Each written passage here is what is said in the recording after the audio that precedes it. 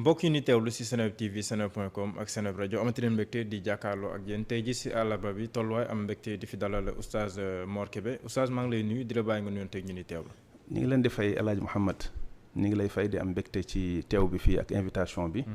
di rafetlu liggéey bi di la ziar di ziar aussi sa téléspectateurs yi nga xamante ni yëpp ñoom ñoo lay suivre. jërëjëf oustaz mbégte bi moom c'est toujours partagé bi ñu fii gëj yàggul dara dañoo waxtaanoon si mbirum xadis. am benn boo xam ne nii waxtaan si woon ndax temps bi ak yeneen mbir muy relation entre xadis ak alquran boo si mënee indi ay leeral rek laataa ñuy ñëw si yeneen ponk waxtaan bi. waaw li ñuy commencé mooy wax alhamdulilah wasalaatu wasalaamu ala rasulillah wa ala alihi wa sahbihi wa wala. waaw c'est vrai que waxoon nañ ci xadis mais après yow sa bopp yaa ma defal remarque bi. nga ne ma wax nañ ci xadis mais am na benn aspect boo xam ne waxuñ ci. muy ban rapport la xadis am ak alquran. te loolu am solo la ndax boo gisee jullit yi ñaari source lañ am. fu ñu jëlee seen diine ñaari source la. benn bi mooy quran benn bi mooy xadis. te loolu la yonent yàlla subhanahu wa taala moo ko njëkk a junj ci quran bi mu waxee ne wa in tanaza'tum fi shay'in farudduhu ila allahi wa rasul. bu ngeen amee ci lenn loo xam da ngeen ci wute ci seen mbiru diine fi ngeen koy dellu pour mën a xam àtteem mooy ci yàlla ça veut dire ci alquran. ak ci yonent bi alayhi salaatu wasalaam bu muy dund. dañ doon demaat ci moom laaj ko mais bu mu fi nekkulee ci enseignement am lañ koy delloo. loolu nga xamante ne bi moom la ñuy tuddee xadis loolu moom moo tax ñu mën a jëfe alquran par exemple alquran mënuloo ko moo tax ngay dégg ñenn di wax ne dañuy jël alquran kase du ñu boole xadis ci seen diine mais mënuloo pratiquer alquran te delluwuloo ci xadis d'une manière directe wala indirecte mënul nekk c'est impossible par exemple julli rek tey boo ko bëggoon def détails yu julli lu ci aju ci heure yi lu ci aju ci li ci naka lañ koy defeek shurut yeeg lépp xadis moom moo ko préciser ndax bi nga xamante ni yàlla subhanahu wa taala wàcce na ci moom julli avant muy gàddaay jibril dikkal ko wan ko yenn yi nga xamante ne bi noonu la war a def ci julleem yonent bi alayhi salaam commencé di ko pratiquer di wax julli ci naan leen sallu kama ra'aytumuni usalli julli leen comme ni ngeen ma gisee ma jullee julli na sax ci kaw minbar mooy fi ñuy taxaw trône bi ñuy taxaw di xutba julli na fa bu demee ba bëgg a sujjóot dafay wàcc si suuf sujjóot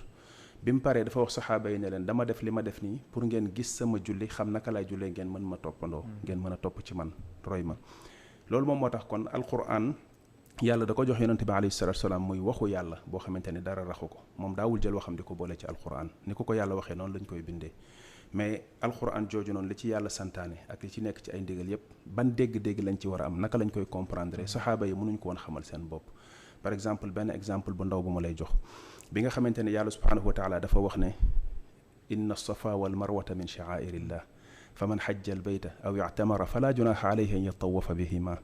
wa man tatawaa xayran fa inna allaha shakirun alim maanaam li mu wax ne tafa dox diggante sa'i safa ak marwa dafa bokk ci yi nga xam ne yàlla moo ko santaane ñu war ko def ci aj koo xamante ne bi dem nga wër kaaba gi boo ajee wala nga umra ba pare bul am benn xat-xatu xol ci dem daw safa ak marwa léegi lan moo tax yàlla ne bul am benn xat-xatu xol pour daw safa ak marwa te waxul ne demal nga daw safa ak marwa mu nekk loo xam daf koy digle pourtant lu war la munta ñàkk ci aj munta ñàkk ci umra mais li tax mu ne bu kenn am xat-xatu xol mooy saxaaba yi dañoo jàppoon ne daw safa ak marwa jëfi ceddo yi la woon bokkul ci diine alors que xamuñu ne ci diine yonent yàlla ibrahim la bokk bi nga xam ne ismaïl da ko doon pratiquer ay sëtam continuer di jëfe loolu mais dañ koo jaxase ak wàllu bokkaale ak affaire u ceddo léegi yàlla moom subhanahu wa taala loolu terewul li nga xam ne xam na ni diineem la ju mu wàcce woon ci yonent yi mu continuer saxal ko ci lislaam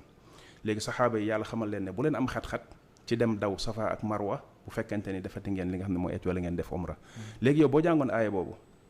mënuloo comprendre li yàlla di wax ci ne fala junaha alayhi an yatawafa bihima bu mu am xat-xat ci daw diggante safa ak marwa lan moo tax yàlla naan bu mu am xat-xat alors que lu mu ñu digal la lu la yàlla di digal du naan la bul ci am xat-xat leneen la ci des mooy bi yàlla waxee ne képp koo xamante ni na nga gëm yàlla te sa gëm jaxasuloo ci tooñ gëm nga yàlla te boolewuloo ci tooñ kooku moom moo war a am confiance kooku moo war a am sécurité saxaaba yi dañu am problème ci aaya bi ñëw ba ci kër yonente bi alayhi salatu wasalam ne ko ñun mënuñu am kóolute mënuñu nekk en sécurité ndax yàlla daf ne condition bi tax ñu mën a nekk en sécurité mooy ñu gëm yàlla ba pare bañ a tooñ te ñun mënuñu bañ a tooñ yonente bi alayhi salatu wasalam ne leen tooñ bi ngeen di comprendre ci waxu yàlla jubluwu ci loolu li ci yàlla jublu mooy nga koy jël di ko bokkaale li Luqmaan waxoon ne yaa bunayya laa tushrik billahi inna shirka la zulmun azim loolu moo tax kon loolu mooy li borom xam-xam yi defaat ay yeneen recueil boole ko alxuraan ñu ko tuddee lu mel ne asbaabu nuzul mooy xam contexte yi nga xam ne ci la alxuraan doon wàcc naka la alxuraan ji wàccee aaya bi muy wàcc ci ban mbir moo ko taxoon a wàcc yàlla bi muy wax lii lan la taxoon di wax yooyu boo ko comprendreul da ngay jël aaya yi di ko traduire en arabe. Traduire en arabe ak tafsir bokkul. Traduire en arabe traduction littérale la boo xam da ngay xool rek sens bi lu mu la jox nii nga jël ko tekkee ko loolu, mais loolu boo ko defee ci ay erreur yu grave ngay dugg. ndax foog nga xam yàlla bi muy wax lii wax ji lan la ci jublu, lan moo ko tax di wax. jubluwaay boobu nag yàlla am ci boo jaarul ci sunna ci beneen enseignement boobu doo ko mën a comprendre. d'accord moo tax ñoom ñaar mënuñu ñàkk ànd. moom la yonent bi alayhi salaam wax ne ala inni utitul kitaaba wa mithlahu maahu. yàlla dafa ma jox alquran jox ma lu nuroo ak moom. mooy lu mel ne li yàlla junj ci bi muy wax naan laqad manna allahu ala almuminin id baata fihim rasulan min anfusihim yatlu alayhim ayatihi wa yuzakkihim wa yuallimuhum alkitaba wal xikma boobu yàlla wax ne yonent bi bu ñëwee li muy enseigné benn livre la ba pare di enseigné waat sagesse boobu borom xam-xam yi dañ doon wax ne mooy sunna mooy xadis. voilà léegi est-ce que alquran rek doy na pour nekk benn baromètre boo xam ne nii di nga mën a càmbar xadis ba xam ndax xadis bi bu wér la wala bu wérul, parce que débat boobu aussi chaque fois day ñëwaat ñi ne xadis bi wér nag wérul, fan la alquran mën a taxawee pour mën a leeral xadis bu wér wala bu wérul. loolu pour mu mën a am dafay am ci li ñu tuddee alaamatul wada. xam nga xadis pour xam ñàkk wéram dafa am des fois ay signaux yoo xam na nga koy gis ci xadis bi. yenn yi ci wax bi lay nekk muy yax bi li ñu tuddee matn bi. yenn yi mi ngi nekk ci chaîne de transmission bi ñu tuddee sanad muy càllale gi. am na yoo ciy gis ci ay mandarga da ngay xam ne lii wax ju yàqu la. loolu bokk na ci mu nga gis contradiction boo xam ne alxuraan kii xadis bi dafa ñëw di ko nekk en contradiction ci façon bu leer naññ bu nit mënta sikki sàkka ak li nga xamante ni mooy alxuraan wala ay réalité yoo xamante ne ay réalité historique la yoo xam jullit ñëpp xam nañ ko, wala loo xamante ni kenn mënu ko accepter ci l'islam mu ñëw di ko saxal. dañuy xam ne am na yenn kuréel yoo xam ne ñoo daan jéem a piéger jullit ñi di jël ay wax di ko askane la yonante bi alayhi salaam fekk waxoo dañ koy xam. te loolu saa bu amee boo xoolee ci chaîne de transmission bi di nga ci gis ay nit yoo xamante ni c'est pas des personnes dignes de confiance yoo xam ne kenn wartu sukkandiku ci seen wax. mooy dina amaat beneen mbir. mais sinon dafa am benn xadis boo xam ne dañ koy wax naan ma ataakum anni fa ariduhu ala alquran fa in waafaqahu fa ana qultuhu wa in xaalafahu fa ana minhu bari. dafa am benn xadis bu ñenn di solo naan yonente bi alayhi salaam moo ne lépp lu leen dikkal jóge ci man na ngeen ko gaar ci alquran bu dëppoo ak moom jël leen ko bu dëppoowul ak moom waxuma ko. xadis boobu wérul. alimaam Abdurahman ibn al-Mahdi daf doon wax ne wadaat zanadiqa hada alxadis daf doon wax ne ñi nga xamante ni yàq lislaam moo leen tax a jóg ñoom ñoo tëral xadis bii nii. alquran ci boppam la xel mën a nangu la de boo ko tegee sa xel kese. waaw non xam nga léegi la fekk nga ni da nga koy jël chaque xadis nga gaar ko ci alquran parce que diggante rapport xadis ak alquran rapport bu xaw a complexe la. alquran day wax dara xadis ñëw leeral ko. alquran wax dara am ci fu mu ci am xadis ñëw mottali ko. est-ce que comprendre nga par exemple julli li nga ciy def lépp nekkul ci alquran. xadis yi nga xamante ni ñoo ñëw complété loolu boo ñëwoon ci alquran nga gaar ko léegi alquran nekku fa. nooy def da nga koy rejeté. am loo xamante ni bi atteem nekkul sax ci alquran. par exemple boo gisee yàlla subhanahu wa taala bi wax ne xurrimat aleykumul mayta yàlla araamal na ci yéen lépp loo xam ne medd la. lépp lu medd loo xam ne moo deewul boppam yàlla daf ko araamal ci ñun en tant que jullit. léegi lan moo tax ngay lekk jën lan moo tax ñu koy lekk. yàlla dafa araamal ci ñun deret bokk na ci gàddaam ak res ay deret yu coagulé la ci cosaan deret la mais dafa dagan parce que xadis sunna moo ñëw wane ne exception la bokku ci. léegi loolu bu fekkee da nga ni da ngay jëfee xadis boobu kon doo ko jëfee parce que da nga naan dafa nekk en contradiction ak alxuraan. loolu ngay wax léegi xadis boobu kon wérul. ndax benn borom xam-xam bu mag de alimaam Ibn Abdel Bar daf ne moom xadis bi ci boppam. bu ñu ko jëloon ñu appliqué ko ci boppam maanaam lim digale ñu appliqué ko ci boppam moom xadis bi dafay nekk lu nul. ndax xadis bi daf ne lépp lu ñëw ci yonante bi nañ ko gaar ci alxuraan bu dëppoog moom moo ko wax bu dëppoowul ak moom waxu ko. léegi nañ jël xadis bi. moom ci boppam ñu yóbbu ko gaar ko ci alxuraan bu ñu demee ci alxuraan lu ñu fay fekk yàlla def naan wa ma ataakum rasulu fa xuduhu wa ma nahaakum anhu fantahu. lu leen yonante bi alayhi salaam jox jël leen sans condition lu mu leen tere bàyyi leen sans condition.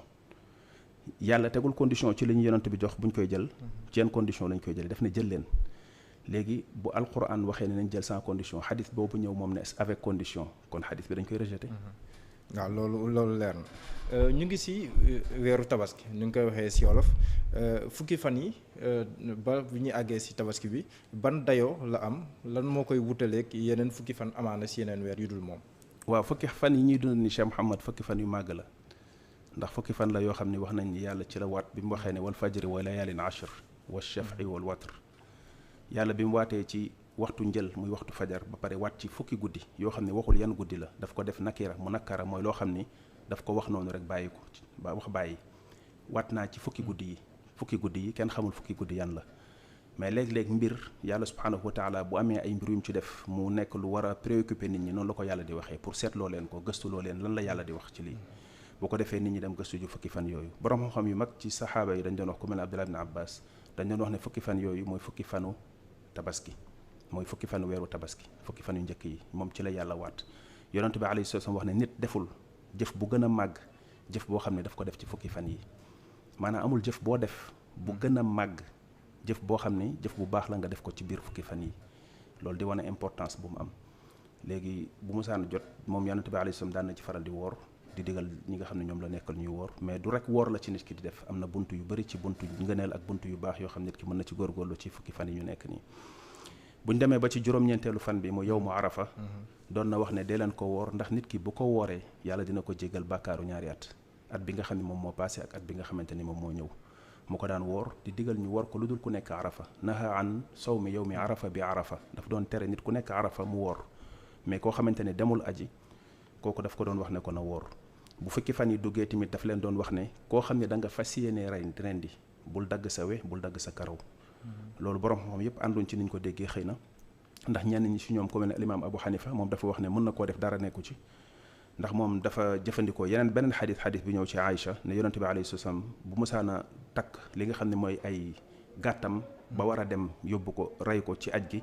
daawul araamalati leneen loo xamante ne bi lu ko dagganoon la moom mu déggee ci ne kon daawul dagg karawam daawul bañ a dagg karawam daawul bañ a dagg weewam mais xam nga loolu c'est un peu vague wax xadis boobu c'est un peu vague alors que bële dafa nekk lu spécifique lu précis voilà lu précis loo xam ne dafa wax ne bul dagg sa karaw bul dagg sa we yeneen madhab bi ci des mooy ñi wax ne naam bu mu ko def mais lu ñu sib rek la ndax même wax jooju Abu Hanifa wax riwaaye solo nañ ko jële ko ci Malik mais li gën a siiw ci moom mooy dañ koo sib boobu mooy li gën a jege mooy nit ki bu mu ko def bu ko defoon tamit du tere bu rayee ba léegi rayam dina baax kon fukki fan lañ nekk yoo xamante ni ci fukki fan yi gën a màgg ci fan yi ñuy dund ci àdduna bokk na ci am na sax ci borom xam-xam ñu doon wax ne moo gën a tedd moo gën a màgg li nga xam ne mooy weeru koor fukki fan yi ñuy dund nii kon am na solo lool tabaski dañuy ñëw chaque fois yéen da ngeen si waxtaan chaque fois bu ñëwaatee rek at bi stop ngeen waxtaanaat si mais bu ñu doon tënkal lan mooy esprit ak jàngat yu ñu war a def si tabaski ak tamit liñ si war a jëlee gannaaw bi ñu si jógee lan lay doon. waaw tabaski dafa nekk lu doy waar ndax boo xoolee tabaski cosaanam dëgg si suñu maam la mooy suñu maam Ibrahim bi nga xamante ni bi moom mooy baayu yonant yi wéetalkatu yàlla yi kooku mooy seen imaam. inni jaa'iluka linnaasi imaaman yàlla daf ko def mu nekk imaam nekk njiit nekk royuwaay Ibrahim dafa am histoire boo xamante ni histoire am daanaka tey àdduna bi moo tax sax ñenn di waxaat dañuy dellu ci diine Ibrahim ni ñu tuddee ad diyaanatul ibrahimiya boo gisee ñenn di wax ne dañuy dellu ci Ibrahim c'est pour ba nga boole les trois religions universelles wala les trois religions révélées muy judaïsme christianisme ak li nga xamante ne bi moom mooy islam parce que dañ ne ñoom ñëpp seen source seen cosaan dëgg Ibrahim la kon war nañ leen mën a boole léegi Ibrahim yàlla subhanahu wa taala daf ko nattu woon ci ne mënuloon am doom ci ki nga xamante ne moo doon soxnaam ba yàlla def mu jox ko beneen jànq boo xam ne da cee amoon doom mooy Ismaïl moomu bi mu demee ba Ibrahim commencé gis njariñam yàlla nattu ko benn nattu boo xamante ne bu diis la ndax daf ko wax ne ko sa doom ji na nga ko rey Ibrahim di def saa bu tëddee gis loolu bu yeewoo xaw koo mel ne ku ko tànqamlu mais comme dafa doon répété wu mu jóge mu dem consulter ci Ismaïl na ko defal li la yàlla sant dinaa def lu ma mën a muñ ba muñ maanaam mu jël doomam rendi ko fi nga xamante ne bi moom la war a dem rendi ji ko fa fale ca Minan loolu bi nga xamante ne bi dem nañ ba ñoom ñaar ñu ànd ci loolu war koo def dañu ànd dem Ibrahim daal di jël paakaam bi nga xamante ne bi moom la war a rey Ismaïl tëral ko war koo rendi ndax daf ne falamma aslama wa tallahu lil jabin ñenn ci borom xam ne dañuy wax ne jot na sax dawal paaka bi am ñu wax ne jotu ko dawal mais bi nga xamante ne ànd nañ ci li leen yàlla sant ba mu tëral ko ne dafay exécuter li ko yàlla sant ci la ko yàlla woo wa naadaynaahu an yaa Ibrahim qad saddaqta ruya inna kadhalika najzi al muhsinin wa inna hadha la huwa al balaa'u al mubin yàlla xamal ko ne ko daf ko doon éprouver di ko nattu ne ko inna hadha la huwa al balaa'u al mubin épreuve laa la doon def di la éprouver ndax da nga waxoon ne da nga xaritoo ak yàlla te xaritoo ak yàlla marchandise bu cher la ci loolu la dëggalee loolu ne yàlla ne ko qad saddaqta ruya léegi nag yàlla wax ne wa fadaynaahu bi dibhin azim ñun ñoo daal di remplacer doomam jooju moo doon rey ak beneen gàtt boo xamante ni gàtt boobu la rey à sa place. loolu nag la ñuy nekk di ko baaxantal ci lan mooy tuur deret ci fukkeelu fan ci weeru tabaski. ñi koy def ñaar lañ, kenn ki mooy ki nga xam ne dafay aj.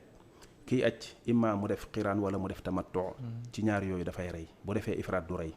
ki nga xamante ne bi aji jiwul moom mutaxi lañ koy tuddee, li muy def tadxiya lay def, kële li muy def hadiya lay def hadiya, kii li muy def udxiya lañ koy tuddee. bu ko defee kii dafay sacrifier rey benn ci gàtt ci juróom wala bokk ñeent yoo xamante ni moom lañ tuddee bahimatul an'am. li kulli ummatin wa li kulli ummatin ja'alna mansakan li yadkuru sma allahi ala ma razaqahum min bahimatil an'am. yàlla nee na xeet yi jàlloon yépp defaloon na leen kenn ku nekk benn fête boo xam ne bu jotee daf lay wax ne la nga jël ci bahimatul an'am nga sacrifier nga tuur deret ngir yàlla, te moom mooy gëléem, nag, xar ak bëy nga rey ci tuur deret ci fukkeelu fan bi. ñeent yi nan la leen toppalante, par exemple bu amul bii ut bee nan leen toppalante. waaw coow lu rëy la, ndax lu tax mooy gëléem. Jaabir dafa wax ne ci jamono yonent bi alayhi salaatu wa salaam 7 personnes ñoo ko doon bokk gëléem, kenn ku nekk 1/7 bi nga am ci gëléem bi dafay représenté xar. kon jamono jooju war na ñoo mën a cotiser. waaw jënd gëléem tabaskee ko. jënd gëléem 7 personnes. 7 individus jënd gëléem tabaskee ko, kenn ku nekk sa part ci gëléem bi ci 7 part yi. moom mooy nekk sa xar yow ak sa njaboot. naka noonu nag tamit même chose bu dee xar ak bëy benn nit moo koy tabaskee moom ak njabootam. léegi yonent bi alayhi salaam moom xar la doon tabaskee bi mu demee aji gis nañ ko mu jënd ay giléem yu bari, am na giléem yu ko Ali jëloon Yaman indi ko mu rey ko ak ay xar, mais bi nga xamante ne day tabaski moom demul aji xar la doon tabaskee. moo tax ñenn ci borom xam wax ne xar moo gën, donte xëy na giléem ñi ko mën a bokk ñoo gën a bari ka xar, mais xar moo gën ci côté boobu, ci sens boobu. beneen sens ba ci des mooy yàlla bi mu jox Ibrahim pour mu rey gàtt ci place doomam joxu ko giléem joxu ko nag, xar la ko jox. te yàlla du tànnal yonentam bi nga xam ne xaritam la loo xamante ne bi lu inférieur la, lu supérieur la koy tànnal, mooy li gën la koy tànnal. ci la yenn borom xam waxee ne kon xar moom moo gën. xar bi mën na nekk kuy comme mën na nekk tàpp, ndax ñeen dañuy laajte ndax tàpp mën na tabaski. yonent bi alayhi salaam tabaskee na tàpp, rey na tàpp. na nekk rek xar boo xam ne xar bu mat la, mat bi mooy na âgé am 1 an ou plus. bu fekkee nit ki wër na amul xar boo am 1 an mu wut xar boo xamante ni am na au moins 6 ans 6 mois. 6 mois maanaam 6 mois yi teg na, juróom benn weer yi teg na. bu ko defee xar boobu ban moment la war a mat, ba nga koy jënd wala ba nga koy rendi? li gën mooy bi nga koy jënd fekk mu mat, mais bu fekkente ni par exemple jamono bi nga koy jënd, parce que boo ko jëndee dafa am lu ñu tuddee taayin mooy da nga koy jënd ne xar bi def naa ko tabaski. mën nga ko jënd mu nekk lu automatique, jënd ko rek automatiquement xar bi mooy sama tabaski. boobaa dafa war a fekk condition yëpp mat ci jamono bi ngay wax ne bii mooy sama tabaski. comme mën nga ko jënd yeew sa kër waxagoo dara di xont di kii ma presque jënd nga ko 1 mois avant, jënd nga ko 2 mois avant, waxagoo ci dara, nekkagul sa tabaski. mën nga ko continuer téye mu nekk pour sa tabaski, comme mën nga ko changer. jamono boobu mën na fekk mu bañ a mat parce que waxagoo ne mooy sa tabaski. boo ko téyee 1 mois 2 mois fekk ne léegi mat na nga ne waa xar bi comme léegi mat na moom laay tabaskee. loolu mën a nekk la, mais bu fekkente ni da nga koy jënd bu ko si ndog fekkee ne par exemple béjjën bi damm si diggante bi wala quelque chose comme ça. waaw loolu mooy li xamante ni dafay am avant après taayin bi. mooy bi nga waxee nag ne léegi lii mooy sama tabaski moom laay tabaskee ba pare nga xam ne jox nga ko yàlla, tuur deret bi rek moo des. waa jamono boobu bu fekkente ni dara dal na ko loo xamante ni yow du sa sàggante moo tax, bu boobaa day mën a tabaski ba léegi. yenn saa yi si xar boobu dañuy dégg ay nit di génn di wax di si génne yeneen mbiru baatin. béjjën boo ko defee nii mën na la aar si nangam, genn bi boo ko defee nii mën na la aar si nangam, loolu moom dëppoon naag njàngalam yonent bi am déet. waaw loolu xam nga Mouhamed dafa xaw a complexe tuuti parce que Sénégal dafa am suñu jàngu xam-xamu lislaam dafa am yu ci rax. yenn yi affaire aada la. am na benn góor gu ko fi daan wax ci lislaam bu daan faral di wax ne lu bari ci lu ñuy def ci suñu wàllu diin dañ ciy rax aada te nanguñ koo bàyyi, te loolu mu doon wax dëgg la. lenn li affaire lasraar la. lasraar malheureusement moom lañ daan jàngal yenn ndongo yi bu ñu jàngee seen cursusu daara ba jeexal lu ñu war a jàng yépp ci xam-xam, dañ leen doon jàngal yeneen téere yoo xam ne affaire xam-xam bu ñuul la, xam-xamu baatin la. xam-xamu baatin boobu noonu léeg-léeg ñu bari moom la ñu jël soobaat ko ci biir l'islam bi yaakaar ne affaire l'islam la, ci wàllu bind ay xaatim ak def yenn genre xeetu wérdi yi ak yenn mbir yoo xamante ne day am ay jat yoo ci def mu am lu muy jur. mais li nga xamante ne bi moom mooy xaru tabaski jaamu yàlla moo tax nit ki di ko def. lan yanaala allaha luxumuha wala dimaauha walakin yanaaluhu taqwa minkum. yàlla lim soxla ci li nga xamante ni moom lañ ko ci defal nee na du yàpp bi, nee na du deret bi, li nga xamante ni moom la soxla mooy ragal yàlla bi nga xam ni mooy seen source de motivation bi tax ngeen di def li leen yàlla sant loolu la ci yàlla di xool lu mu gën a mat gën a rafet nag moo gën waaye ginnaaw bi jëlaat ko naan da ngay jël ay béjjën di samp fële wala boo jëlee lii jël ko suul ko fi wala boo jëlee def ko lii dina am lu ma yoolu yëfi ceddo la mais loolu jaamu yàlla taxul mu jóg. ren tamit tabaski bi duñ ko amal si benn fan fii nii si Sénégal muy benn débat bu yàgg-yàgg buy ñëwaat laaj bi moom mooy lan moo tax ba léegi ni mën noo fexe ba am solution si wàll woowu Sénégal tabaski korité ñëpp di ko màggalandoo si benn fan. waaw loolu benn aspect la rek ci ni nga xamante ni noonu la jullitu Sénégal yi ñàkk a àndee di feeñ dañ koy xëy na gën a focaliser ci ay tabaski ak korité te loolu du lu fi bees man bi may nekk xale maa ngi fàttaliku nit ñi dañ daan toog temps yooyu téléphone portable yi amagul woon téléphone fixe yi di woote ay dëkk naan dañuy xaar ndax ndigal jib na daawuñu lijjanti ndax weer bi feeñ na mais ndigal lañ daan laajte léegi nag bu nit ñi amee genre conception boobu ci wàllu diine loo xamante ni l'islam daf ko def mu nekk mbiru jaamu yàlla nekk loo xamante ni ñëpp a ci yem yàlla rek moo tax ñu koy def ci li ko yàlla lonk lu leer la lu ñëpp mën a xamal seen bopp la du loo ay nit jagoo ñoo xam ne ñoom rek ñoo ko mën a xam ñëpp ko mën a xam mooy lan mooy gis weer bi bu jullit ñëpp doon àndandoo di ko def buñ ko gisee yëgle ko ba ñëpp xam ne weer bi feeñ na loolu boobu problème yëpp doon na deñ problème dootul amati ndax loolu nekkul ci loxo kenn mën na ñëw def benn commission boo xamante ni commission nationale lay doon boo xam ñëpp dañ ciy gis seen bopp kër diine yi fi nekk ak ñi fi nekk di yëngatu ci l'islam yëpp am fa seeni représentant ñu waxtaan seen biir teg ko ci xam-xam teg ko tamit ci li nga xamante ni mooy objectivité teg ko ci principe bu l'islam yi ci ne fépp fu fi weer bi feeñ dañuy génn benn déclaration ñëpp àndandoo ci ñu wax loolu signé ko. ànd ci fépp si biir réew mi wala fépp fu mën a feeñ même bu nekkee biti. waaw bu dee loolu masala wu ànd ci réew mi ak génn réew mi c'est un peu complexe ndax boo ko dee jàngat ci fiqh dafa compliqué ndax l'islam dafay transcender li nga xam ne mooy suñu frontière administrative yi. xam nga l'islam en tant que diine du def différence diggante Mali ak Sénégal tey yow boo nekkee faqih nekk boroom xam-xam di wax ci l'islam ci li ngay gis ci texte yi di ko jàng da ngay am problème ci weer bi feeñ Bakel nga worloo ki nekk Dakar te ki nekk kaay du mën a wor alors que ñoom ñaar ñoo gën a jegante fuuf que yow yàq ki nga xam ne yéen a nekk Bakel li tax nga wax ko ne ñoom ñaar sañu ñoo worandoo alors que yaak moom sañ ngeen worandoo mooy parce que ci dëkk bu tudd Sénégal ngeen nekk Sénégal boobu noonu moo existé wul ci l'islam faalewul loolu du ko xool lu ñu fi teg la dagg ko xàjjale ñu ci mais yow en tant que borom xam-xam da ngay am problème ci loolu Rosso Mauritanie ak Rosso Sénégal nga ni leen bu Rosso Mauritanie gisee Rosso Sénégal du wóor alors que bu Rosso Sénégal gisee ki nekk Dakar dina sañ a wóor loolu dina naqaree dégg trop ci jullit bi xam l'islam léegi nag yooyu yëpp ay mbir la yoo xam ne xëy na mënoon nañ koo jàngat jéem a xool ba léegi rek naka la ñuy minimiser un peu li nga xam ne moom mooy dégâts yi parce que borom xam-xam yi ubbee di wax ne na kenn ku nekk yem ci dëkkam dañuy def lu ñuy tuddee irtikaabu axafi dararayni irtikaabu axafi dararayni Cheikh Mouhamed mooy sa ñaari portable yi di waaj a daanu non bàyyil sax maa ngi lay yoole tuuti di la booleeg gars yi balaa gars yi naan kon ay portable te fekk benn waaw fekk benn la léegi benn nit misaal la rek waaw misaal la ma ngoog di waaj a daanu ñaar yëpp di waaj a daanu bu ñaar yëpp daanoo dañuy toj léegi mënoo leen a jàppandoo mais mën nga jàpp benn da ngay xool bi gën a cher nga jàpp ko bi nga xamante ni par exemple 50 000 lay jar nga bàyyi ko mu daanu bi jar 300 000 nga téye ko loolu ñu tuddee irtikaab ba xafi dararayni mooy nga minimiser un peu les dégâts yenn borom xam dañ ne mënuñoo warandoo normalement li waroon am mooy monde islamique bi yëpp warandoo wareendoo julleendoo mais comme loolu c'est quasi impossible nañ minimiser dégâts yi mooy lan nañ wax ne dëkk bu nekk na warandoo ak moroomam dëkk bu nekk na warandoo ak seen waa dëkk parce que xam nañ ni bu ñu ko deful dañuy obligé waat soo muccul ci biir dëkk yi di fa def ñaari julli comme li am Sénégal léegi li am Sénégal nag loolu moom moo ko indi li ko indi mooy commission boo xam ne dem na ba ñenn ñi gisatuñ ci seen bopp amatuñ ci benn xëy na joxatuñ ko benn crédit bi ndax jàpp nañ ne xëy na affaire yaa ma neex un peu moo ci dem ci ne bu fekkonte ni rek en toute transparence weer kase la ñuy xool xaaruñ ci lu neex ma Sàmba wala lu neex ma Demba bu weer bi feeñee ñu xam ne weeru yàlla la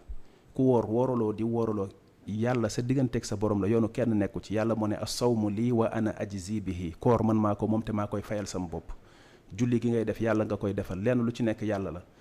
weer wi feeñ na ay jullit yu maandu wax nañ ko nga daal di woor nga daal di wori nga daal di julli bu fekkonte ni ci loolu la problème yu bëri ngay gis nii dootu fi jóge. mais yaa ngi wax tam minimiser les dégâts mais ça est-ce que du minimiser yenn erreurs yi mooy tax ñenn ñi di gën a doxal prudence parce que am na ñuy woote yenn saa yi naan gis naa fi nangam après bon boo defee vérification yu bëri pour nga am ku crédible ku la ne gis naa ko day jafe est-ce que nekkul prudence moom mooy waral yenn saa yi ñeneen dem ba bëgg a gisal seen bopp wala am ku wóor koo xam ne wóolu nañ ko mu gis ba ne leen gis naa ñu soogaa mën a woor wala ñu wori wala ñu julli tabaski wala bañ koo julli est-ce que nekkul prudence tamit la ñu indi foofu. waaw loolu mën naa ko comprendre prudence moom ci cas yëpp dafay am moo xam ci ki woor premier jour wala ki woor deuxième jour yëpp prudence bi dafay am mais prudence du àgg dem ba nag ci ñu ne weer bi feeñ na ñu wax ko ci ay sources yoo xamante ni yu wute la ay nit yoo xamante ni ñu mën a wóolu lañ jël seeni téléphone woote wax ko nga ni parce que su ma ko waxee xëy na diw du ci ànd wala yooyu nga daal di koy naj ne doo ko jàllale parce que sinon da ngay obligé fragiliser sa commission ndax xëy na nit ñi duñu warandoo wala nit ñi duñu wareendoo loolu du prudence loolu mbiru affaire naxante la ak yu mel noonu loolu te loolu yàgg na fi fii au Sénégal Cheikh Mouhamed maanaam li may wax ci waaru ñaari julli yi nit ñi dañ koy wax mu mel ne comme lu bees la fi fii au Sénégal mais nekku fi lu bees de lu fi yàgg la. am na tamit borom xam-xam yi dañoo wute tam si ndax war nañ xarale yu bees ndax war nañ koo jëfandikoo waaw wala déet mais ndax bu ñu ko doon jëfandikoo du gën a yombal mbir yi ba ñu xam ne de sol sax ngay séntu pour xool wala di gis mais technologie dina la wan ne heure sàngam ba heure sàngam bés sàngam si lay feeñ. waaw am na ñu koy def xam nga borom xam-xam yi dañ cee gëstu wax ci lu xaw a yàgg tuuti benn bi mooy yi nga xamante ne ay jumtuwaay comme na nga ko ay jumtuwaay xarale yoo xamante ne dañ koy xool pour xool tuuti asamaan si ndax dinañ mën a gis weer bi. beneen bi ci des mooy calcul yi nga xamante ne dañ koy def pour mën a xam ba xam weer bi war na mën a feeñ wala warta mën a feeñ pas feeñ na wala feeñul ñenn ñi dañuy wax ne dañuy xam ba xam mën na feeñ. muy possibilité.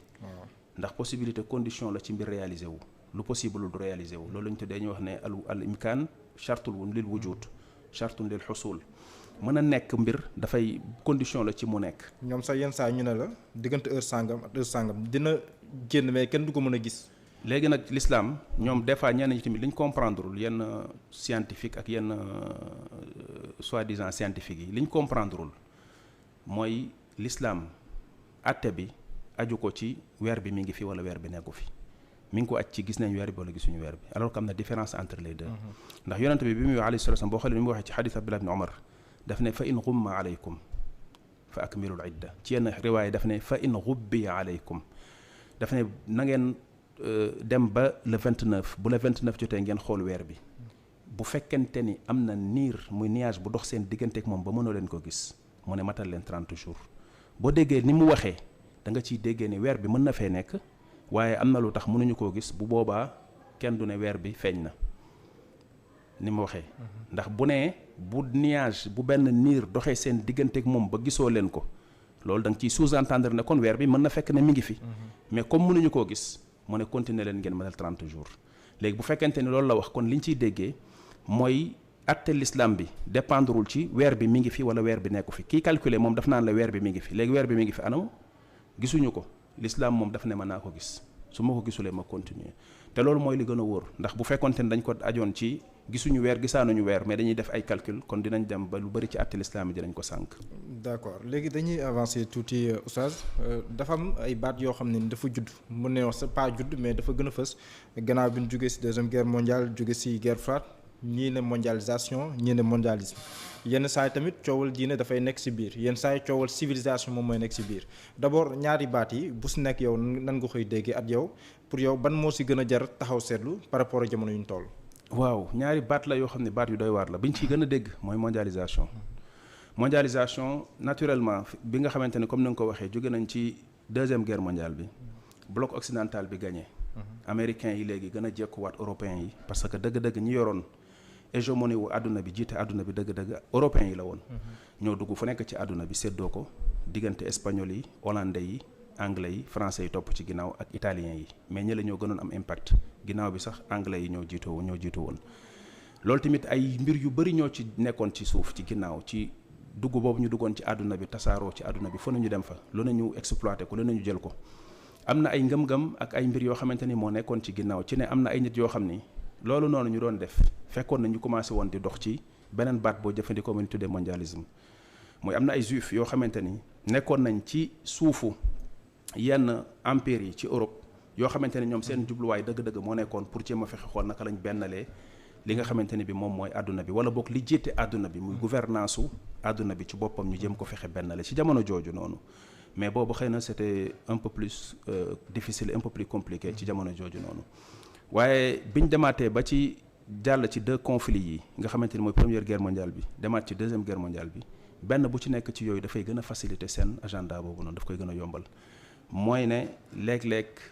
dañuy wax ne ordre ab chaos la ñuy wax ñoom ordre ab chaos mooy l'ordre à partir du désordre mooy des fois yi nga xamante ne bi moom mooy am ci àdduna bi ci ay crise daf leen di ñoom dimbali bu baax a baax ci ñu jéem a fexe gën a convaincre nit ñi ak gën a bennalewaat àdduna bi ci ne benn gouvernance rek moom moo war a am ci àdduna bi te loolu moom moo jur instance yi nga xamante ni tabax nañ ko bi ñu jógee ci deux guerres mondiales yi ak yi nga xamante ni def nañ ko ci ay traité yépp ba mu jur li nga xamante ne bi moom mooy ONU mën nga wax ne fondement la boo xam dañ ko def tabax société des nations la woon après société des nations après ñu dem ci ONU mais loolu ci lu mu ñuy yóbbu mooy li ñuy wax ni mooy projet boo xamante ni projet wu bennale li nga xam mooy gouvernance su àdduna bi la bennale ko gouvernance laay wax ba léegi bu ma waxee gouvernance rek mooy gouvernement mondial laay wax moo tax am ñenn ci ñoom ñu bindoon ci jamono yooyu la république universelle lañ ci jublu woon mooy jéem a fexe am benn gouvernance boo xamante ni mooy jiitu àdduna bi même bu fekkente ni sax àdduna bi mënoo ko bennale mais ay bloc lay doon ay blocs continentaux lay doon léegi mondialisation bi ginnaaw biñ jàllee ci deux guerres mondiales yi loolu naturellement dafay am processus la boo xam dafay am mooy ne am nañ doole léegi am na loo xamante ne bi libéralisme la bu ñu tasaare ci àdduna bi libre échange lañ wax léegi bu ko defee nit ñi dañuy changeante ay li nga xamante ni moom mooy moo xam culture la wala ci wàllu ay bien la wala yu mel noonu mais à chaque fois ki domine ëpp doole moom mooy noggatu ñi nga xam ni moom la ëpp doole moo tax ñoom seen bopp ñoom tubaab yi boo gisee libre échange boobu noonu ñu forcé ko àdduna bi dëgg-dëgg dafa fekk ñu jekkoo àdduna bi biñ jekkoo àdduna bi ba pare lañ jël loolu imposé ko surtout américains yi léegi loolu waral ñu dominer àdduna bi imposé fi li nga xamante ni mooy seen civilisation mooy civilisation occidentale bi type de société bi nga xam ne moom lañ bëgg mu tasaaroo partout ci àdduna bi ñu jël ko wan ko nit ñi ne leen bii mooy bu baax bi démocratie bi nga xamante ni ñoom ñoo ko togg ba mel niñ bëgg ñu jël ko imposé ko wane ne benn système de gouvernance bi moo fi am nekk bu baax keneen ko def leneen ñu yuuxu la ne dictature la wax lii wax la ki mel noonu léegi loolu nga xamante ni moom lañ tuddee mondialisation loolu kenn mënu ci dara kenn mënu ci daw ndax tey àdduna bi dañ nekk ci àdduna boo xamante ni village planétaire la ñuy wax. ak nouvelle technologie voilà nouvelle technologie jëflante bi échange bi impact bi nga xamante ni seen culture bi am na ko ci ñun mënoo ci dara loolu lañ tuddee mondialisation mooy ne àdduna bi yëpp dafay àndandoo nekk lu lëkkaloo ci ni muy doxee kenn mënul beru mais mu am beneen boo xam ne boobu moom moo gën a sew mooy bi ma doon junj sànq mooy bi nga xamante ni bi léegi dafa bëgg teg ci àdduna bi benn système de gouvernance benn gouvernance mondiale ak timit benn religion universelle mooy pour unifier àdduna bi mais loolu dañuy wax ne c'est messianique ñi nga xamante ne bi ñoom ñoo ko bëgg a def ci wàllu pas-pas lañ ko teg te maa ngi la doon wax wàllu li nga xamante ne bi moom mooy crise yi nga xam ne ñooy am ci àdduna bi ni mu leen di dimbalee ci loolu Covid bi jàll am na ci ku ci doon wax the Great Reset mooy Klaus Schwab. Klaus Schwab moom moo fondé kii Davos bi gars yi di dem nii. Davos bi ñuy dem Suisse. Klaus Schwab moom moo ko fondé. kooku gëstukat la ku yëngatu ci wàllu économie ku jege ñi nga xamante ne bi ñoom ñoo jiite àdduna bi la ku bokk ci ñoom la sax bu baax a baax mais nit ñu bëri duñ ko déglu dafa am keneen ku mu àndal muy Marre ñoom ñaar ñu bind benn xëy na recueil bu ndaw la mais genre sous forme de livre la di wax ne dañoo war a réinitialiser waat li nga xamante ni mooy système bi fonctionné lu àdduna bi réinitialisation la wax voilà léegi loolu nu ko mën a déggee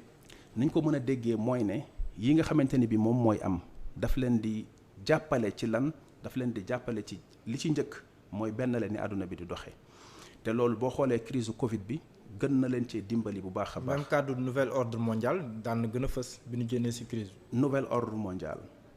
new world order bi nga xamante ne bi moom la George Bush père doon wax en 91 loolu la ci jublu woon parce que boobu fekk na comme guerre froide bi nga wax nii bi nga ko tuddee lu def nga lu baax parce que bi ñu génnee ci guerre froide bi loolu dafa gën a indiwaat the new world order. mooy dafa ko wax carrément ne dañu jëm ci beneen nouvel ordre mondial lañ jëm parce que boobu fekk nañu affaiblir bloc soviétique bi ba nga xamante ne bi daanu na ci jamono Gorbatchev ñu nax ko jox ko ay garantie signal ko ay mbir mais xamoon nañu duñu respecté loolu te ñàkk respecté loolu tey moom moo indiwaat conflit ak problème bi nga xam ne moo dox seen diggante ak Ukraine voilà ci seen diggante ak Ukraine ci wàllu kii Russie si di OTAN ak ni ñu bëgg a njattee ki nga xamante ne bi moom mooy Russie. léegi loolu la Jacques Attali doon wax mooy affaire crise yi ma la doon wax ci li nga xamante ne bi mooy ordre ab chaos mooy bi muy wax naan il faut que ñu nangu ne àdduna bi ci benn gouvernance mondiale la jëm benn gouvernement mondial la jëm mu ne loolu ala kulli xaal dina am te loolu njëkk ko wax am na ay gëstukat yu ko wax lu ci lu jiitu avant moom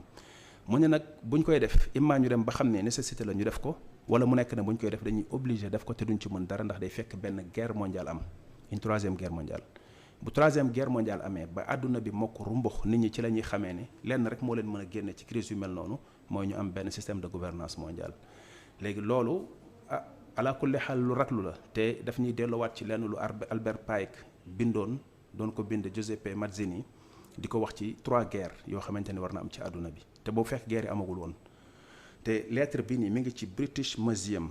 bu nekk Angleterre lettre la boo xamante ne bi Albert Pike moom moo ko bindoon du ma wax ci yan kii la bokk ban obédience la bokk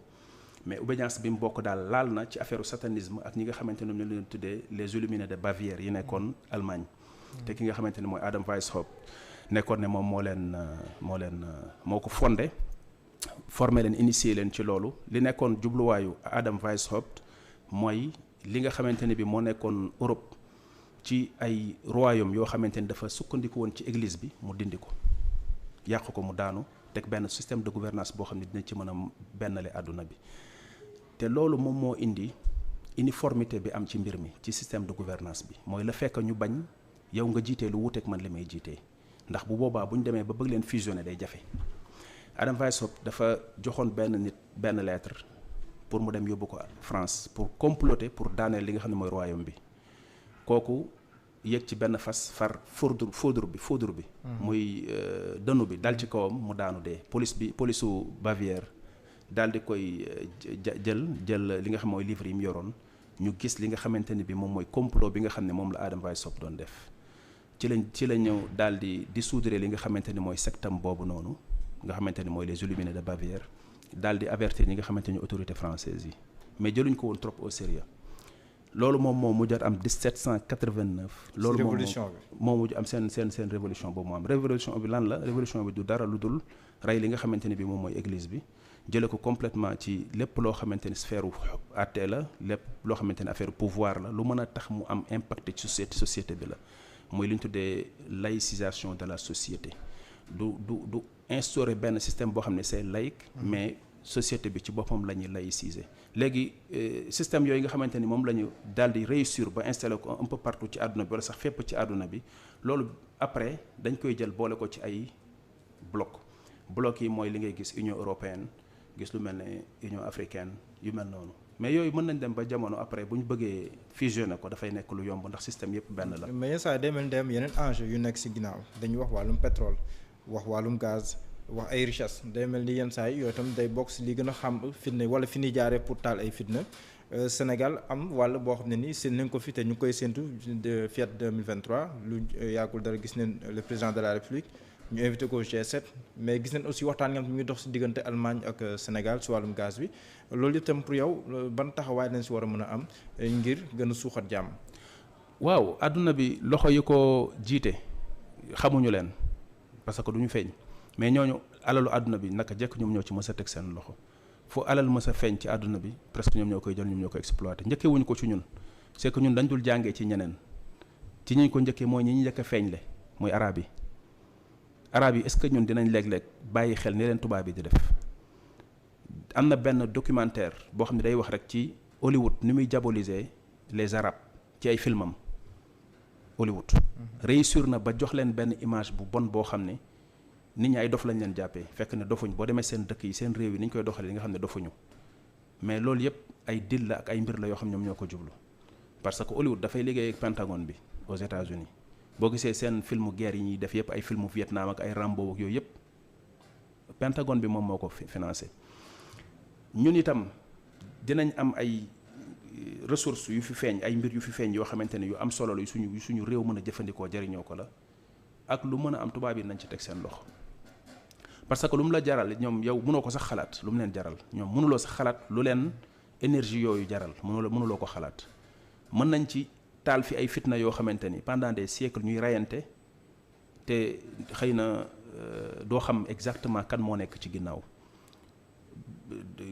doo fi gis fii Afrique fu xëy na pétrole génn xoolal fu mel ne Angola Jonas Savimbi moo fa nekkoon jiite fa benn rébellion boo xamante ni rébellion boobu lu mu yàq ci Angola kenn xamul nu mu toll. léegi tubaab yi lan la ñuy def ñenn ñi dañuy dem ànd ak état bi ñenn ñi dem ànd ak ñi nga xamante ni ñooy rébellion bi parce que xam nañ ni kenn ku nekk bëgg nga teg sa loxo ci pétrole bi fa nekk. Angolais yi bi ñu liquider seen rébellion bi rey Jonas Savimbi ci benn opération bu ñu defoon rey ko opération commando ci la ñuy soog a commencé am jàmm tuuti soog a mën a jariñoo seen pétrole soog ko mën a jariñoo te bokk nañ ci pays yi gën a riche ci Afrique ci àdduna bi sax laay wax fi mu nekk nii portugais yi dañu jóge Portugal dem di immigré ji Angola mais kañ lañ mën a jariñoo loolu il fallait que ñu góorgóorlu def lu ñu mën pour xeex ak loolu maanaam dafa nekk mbir yoo xamante ni bi léeg-léeg yow même dirigeant yi nga xamante ni ñoom lañu yor suñu réew mbir mi da leen di dépassé parce que tubaab yi am na caay-caay gu nekk ci ñoom ak léeg-léeg jekk gu ñu lay jekk goo xam ne léeg-léeg doo ko mën a xam te àgguloo ci nguur gi mën nga nekk nag un opposant di wax ni comme Mor Kébé bu toog di wax nekk un idéaliste di wax ni mais boo demee ba toog ci nguur gi ci nga xam ne am nga ay limites. yenn réalité si nga koy xam. léegi ngay soog gis yenn réalité si dëkk bu mel noonu Mor bu ñuy xoolaat débat public bi yenn saa yi nga dégg ay xërxët si wàllum diine mais léegi si wàllum politique sax nga dégg ko mais léegi si wàllum société ba si wàllum waaso wàllum xeet régionalisme yooyu mi ngi commencé ñëwaat si débat bi loolu nan nga ko jàngatee. li ko waral léeg-léeg passion bu ëpp ci débat la passion bu bëri bi la foog ñu dindi ko tuuti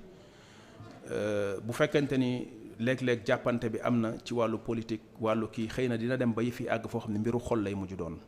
bu ci mbiru xol duggee nag léeg-léeg xëy na nit ki buy wax mën na sax bañ a contrôler trop li muy wax ci yëg-yëg la koy gën a teg ci xel alors que léeg-léeg nga am loo yëg lu la naqari lool ci nuñ jëflante ak yow wala yooyu mais xam sa wax impact bu muy am ak yu mel noonu dina tax xëy na nga am retenu am noo waxee ndax leader moom nekk ko yombul ndax wax dafa nekk lu jafe moo tax nekk kilifa yore réew wala yooyu dafa nekk lu jafe ndax da nga war a tëddee njaaxaanaay te du lu la neex wax aussi leneen lu koy waralaat tamit léeg-léeg mooy injustice bu ëpp ndax nit des fois tamit am na yenn tooñ yu ñu lay tooñ ak yenn jafe-jafe ak yenn métit yu ñuy teg ci yow loolu mooy dem tamit ba beneen côté bu tamit opposé bi commencé ñoom tamit li ñu am mooy seen kàddu ñu koy jëfandikoo pour mën a ñoom tamit fayu ak xëy na tegaat aussi xëy na violence bu xaw a jege ki nga xamante ni mi ngi leen di teg violence te loolu mooy yi nga xamante ni da nga koy gis ci wàllu xëccoo nguur gi ñuy xëccoo nguur mooy bu fekkente ni génn nga gis répression bu saf ak bu metti bi nga xam dañ koy def wala bu nit ki waxee ñu jàpp ko jël ko sànni ko ci prison bi yu mel noonu des fois yu mel noonu mën na war a loolu moo tax ala kulli xaal li war a am mooy ñaari côté yëpp nekk ay patriotes nekk ñoo xamante ni seen réew avant tout ñu bañ a jiital ñu suñu intérêt personnel kenn ku ci nekk nag moo xam ki yor nguur gi ci ni mu koy téye wala kiy xëccu di jëm ci nguur gi mais kenn ku nekk ne réew mi moom mooy sama priorité réew mi moom moo laay jéem a defar bu fekkente ni ñoom ñëpp réew mi moom moo leen yitteel boobaa loolu dina nekk loo xam ne dinañu jàppale ñun suñu bopp beneen bi ci des mooy nit ñi aussi parce que pour man tamit yenn doxalin yi nga xam ne ñi fiy jiite dañ koy am en quelque sorte ñun suñu faute la ñun les sénégalais parce que ñun ñoo koy cautionné léeg-léeg sax nit kiy ñëw pour liggéey ñun ñi ñoo la dul jàppale ci liggéey bi ñooy yàq say jikko yow par exemple tey mën nga ñëw nekk un jeune ambitieux boo xam da nga ñëw fii pour liggéey au Sénégal ñëw góorgóorlu fexe ba am fi ay cër war a commencé liggéey mais nit ñi duñ la ci bàyyi Mouhamed dañuy ñëw sama classe gi ñooy ñëw dar la topp la di la wax di lu ne ñu koy def mais loolu mënoo fexe ba du impacté ci yow parce que nit nga rek loolu nag bu fekkente ne bàyyiwuñ ko fii au Sénégal pour nit mën fi defar wala mu liggéey fi dina jafe trop ndax da ngay ñëw ci nguur gi au début di nga am sax ay jubluwaay yu baax mais boo demee quelque temps tuuti nguur gi da lay transformer complètement yow ak ñi nga àndaloon ñëpp. beneen bi ci desaat tamit mooy ñi nga xamante ne bi ñoom ñooy ci vote yeeg ci élection yeeg ci nangam ci yan base la ñuy tànnee ci yan base la ñuy jàppalee nit ndax dañ koy jàngat ba am ci lu ñu ci yaakaar ci mbaax ak ci loo xamante ni luy delluwaat ci suñu réew la suqali ko la wala affaire yaa ma neex la loolu tamit ba léegi fekk jugu fi dina xaw a compliqué tuuti. fi moom daa mel ni yaa ma neex bee fukk moom. donte nag àdduna bi yëpp presque. parce que ñu bëri du ñu lire programme. mais américains yi fal nañ Trump. waaw fal nañ Trump waaw loolu du feebar bu Sénégal kese mais ñu bëri fii Sénégal duñu lire sax programme. déjà ñi war a dem ci législative kenn rek moo fi présenté gu lu xaw a nduroog programme mooy Aar Sénégal mun na am teelaguñ si mais loolu tamit est-ce que du gën a firndeel li ngay wax nii que yaa ma neex bi moom moo ëpp. du leen laaj loolu nii defal ñun askan wi waaye dafa mel ni ki la neex rek moom ngay àndal. waaw loolu la affaire yaa ma neex la ak tamit ki nga xam ne moo la arrangé mais est-ce que ki la arrangé moo arrangé sa réew parce que ñun tamit lu ci bëri affaire dafa am benn individualisme boo am tuuti suñu doxal ñun sénégalais loolu laa doon wax fan yële ci ne am na su ñun ñoo xam ne bu réew mi doon tàkk ba mokk ay doom ñoom ñu nekk ci seen ngundaandaat dañ naan lépp tout va bien lépp baax na benn problème amul la ñuy wax boo fi nekk di wax sax ay problème dañu yaakaar yow da ngaa dof am na nit ñoo xam ne noonu la ñuy fonctionner mais nit ñu mel noonu pour man danger lañ ci réew léegi nag bu dee yow da nga nekk jiite ñu mel noonu dar la da ngay am problème parce que dañ lay couper complètement de la réalité. mais beneen mbir mais ñun ban rapport fu mu toll lañ am ak bakkenu doomu aadama parce que gis nañ fi mars ñu bëri ñàkk nañ seen bakken ñu ngi leen di wañ ñi ne 14 ñi wax ne yées na ko wala ëpp na ko lu yàggul dara le 17 juin am ñetti doomu aadama yu si ñàkk seen bakken mais ba tey jii nii mbir bi mujjul fenn si ñaari boor yëpp day mel ni dimension nit dafay mel ni léegi dañoo dem ba miis ñu koy ñàkk say anam ñu doy waar ba dafay mel ni nit ki day gaañu rek après ñu fàtte wala ñu jaale ko benn yoon jàll si leneen. warul dem noonu dafa war di am sanction parce que tamit autorités yi nga xamante ni ñoom ñoo fi nekk man su ma génnoon fi ñaanu ma ko yàlla dóor nit rey ko wala dara soo moytul samay mbokk ci la ñuy ñàkkee am jàmm ndax dañ lay jël dem téye la ne dañuy def enquête dañuy respecter procédure dañuy ceci dañuy cela mais tamit ñeneen ñi ci des bu fekkente ne tamit même koo xamante ni ci nguur gi la bokk wala koo xamante ni sax c'est un policier wala ku mën a doon gis nañ ni def na ko ci façon boo xamante ni yoon mayu ko mu def ko mu tuur bakkanu doomu aadama dañ ko war a sanctionner bu fekkente ni tamit def nañ ko ñu def enquête boo xamante ni bii bu rigoureuse lay doon bu impartielle lay doon boo xamante ni nañ jéem a lijjanti daal fexe ba xam ci yenn circonstance la nit ki faatoo même bu ñu sanctionné wul kenn condamné wuñ kenn ñu pare tegal nit ñi li nga xamante ni bi moom mooy résultat wa enquête bi loolu yëpp dina xëy na calmer tuuti yenn frustration yi mais comme li nga wax loolu moom moo ci xaw a am mooy dafa mel ne dañoo xaw a doyadal tuuti léegi bakkanu doomu aadama leneen li ci nekkaat tamit mooy gis naa jeunes yi nga xamante ni ñoom la ñuy teg léegi ci tali bi bu fekkente ne ay jàppante am na ci réew mi foog ñu wax ak ñoom tuuti calmer leen dalal leen xam ne ay sénégalais lañ ay doomu réew mi lañ c'est pas parce que dañ la takkal benn xëy na tenue nga sol tenue rek jox la ay kii ngay nekk di dóor nit ñi di def dootoo bu mbooloo mi jógee nga mel ne ko àndatul ak sa sago àndatul ak sa xel pour man seen liggéey li war a njëkk ne te liggéey bu metti lañ am liggéey bu metti la ñu yor mooy ñi nga xamante ni force de l'ordre yi parce que ñoom dañ nekk ci diggante ñaari camp yi mooy camp wu nguur gi ñi yar seen nekk seen kilifa ak camp wu peuple bi nga xamante ni ñoom ci ñoom lañ bokk kenn mënu leen cee génne léegi yow nga nekk ci diggante ñaar yi ñii bu ñu meree ñi nga xamante ne bi ñoom ñooy nguur gi yow nga dox sa digganteek ñoom yow la nit ñi di transférer li nga xamante ni moom mooy mer bi kon situation bu compliqué la foog léeg-léeg tamit nit ñi comprendre leen ci loolu ne mbir mi dëgg-dëgg du suñu diggante ak ñoom la wala du seen diggante ak peuple bi la léegi liñ leen war a wax mooy jeunes yooyu nga xam moom la ñuy recruter di leen def loo maintien de l'ordre mooy ñu wax leen ne mbir mi li gën a nekk yitte du jàpp nit ñi di leen dóor ndax boo dóoree nit ki loolu daf koy gën a merloo day merloo waat ñeneen ci des ndax violence dafay indi violence la violence appelle la violence mais liñ waroon di jéem a def mooy jéem a contenir foule yi jéem a xool naka lañ di jéem a fexe ba maîtriser leen ba dalal leen ba nga xamante ne benn débordement du am bu ñu demee nag ba nga xamante ne bi jaamaarloo bi mënta ñàkk waa ci boobu ñu jéem a fexe ut ay moyens yu ñu fexe ba tas li nga xamante ne bi moom mooy foule bi dàq leen ñu dem mais fekk léegi jeunes yi nga xamante ne ñoom la ñuy teg ci tali bi bàyyiwulawuñu leen xel loolu ci dóor bu metti bi ak këdd yeeg yenn yi ñuy def bu ñu jàppee yenn booy yi te léeg-léeg sa yàlla xam ne mën nga jàpp koo xam ne fekk da doon dox di dem doxi ji soxlaam nga gis ko mu yor saagam nga yaakaar ne ci booy yi doon sànni la bokk nga jàpp ko dóor ko am na ci booy yoo xam ne dañu leen di dóor des fois bañ dem dans le coma parce que tamit mënoo jël nit di ko wéq di ko dóor ci yenn parties yi te doo ko gaañ ci ay xale yu ndaw laaj bu mujj bi moom mooy ndax jotul tey jii ñu xoolaat li ñu tuddee suñu démocratie parce que yéen moom mosuma leen gis ngeen marché moom wala dafa bokkul seeni aada waaw déedéet non ñun ay ndonga daara lañ ay taalibe lañ yoo xam ne loolu kenn yarewuñu ko kon ndax jotul ñu xoolaat démocratie bu Sénégal ak nañu defee par exemple bu nekkee boo marché wala bu la teree marché nga marché am ay nit yu si faatu ñaari boor yëpp est-ce que tam jotul kon ñu toog xoolaat mbir yi na nga koy doxalee ba nga xam te ni dinañ dem si ay jongante si wàllum nguur te bakkan du rot ñun en tant que ñun bokk ñun sénégalais yi ñun lu ñu gën a mën a néewal ay jàppante ay marche ak ay manifestation moo gën ndax ñun daanaka defuñu marche dañuy manifester marche mën na am ñu dem ba benn place toog fa wane suñu naqar delluwaat te problème du am loolu dañ koy def dëkk yu organisé wu dañ koy def sans problème mais ñun ba léegi loolu culture boobu des na nekk ci ñun li ñu xam mooy manifestation la ñu xam bu ko defee facilement rek dafay am ay débordement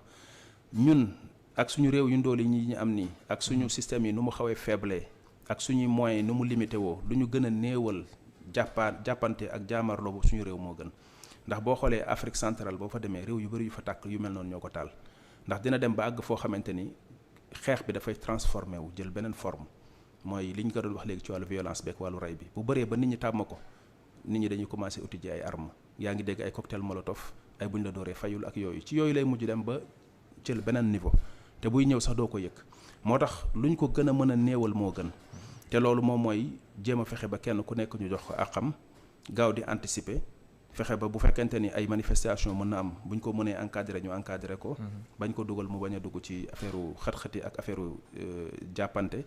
loolu ala kulli xaal moo ñu jëkk ñun suñu réew yi nga xamante ni suñu doole bariwul moo ñu jëkk jërëjëf Oustaz Mor Kébé amoon naa mbégte lool dalal la tolluwaay ma bàyyi la nga tàggatoo ñu doon teewlu ala kulli xaal ñi ngi am mbégte encore te di ñëw fii Cheikh Mouhamed ndax saa bu ñu fi toogee rek bu ñu fi ñëwee di nga ñu puus ba ñu wax fi loo xamante ni am nañ yaakaar ne incha allahu taala dina jëriñ donte ay jaam yu doye di lañ ñi ngi rafetlu liggéey bi di ñaan yàlla mu taxawu leen te barkeel ko ñi ngi tamit ziar suñu mbokk jullit yi nga xamante ni ñoom lañ bokkal réew mi yëpp ak ñi nekk bitim réew ci weer wu tedd yi nga xamante ni dugg nañ ci di ñaan yàlla mu nangul ñu nangul leen di leen wax déwénati te jaxate yeeg loowee ni ñu def ndànk ci xar yi. jërëjëf Oustaz Mor Kébé amoon naa mbégte lool dalal la ma lay sant bu baax di la gërëm si teewaay bi noonu laa leen sant gërëm leen suba incha allah à partir de 11h ñu fas yéene dalal Thierno Alassane Sall tête de liste Aar Sénégal seen émission tolluwaay sant gërëm Modou Diop ak Aliou Ba ñu nekkoon si xarale bi à partir de 17h incha allah suñu émission ultimatum 20h30 suñu émission soir suba 8h ba 7 jaa ngi jëf.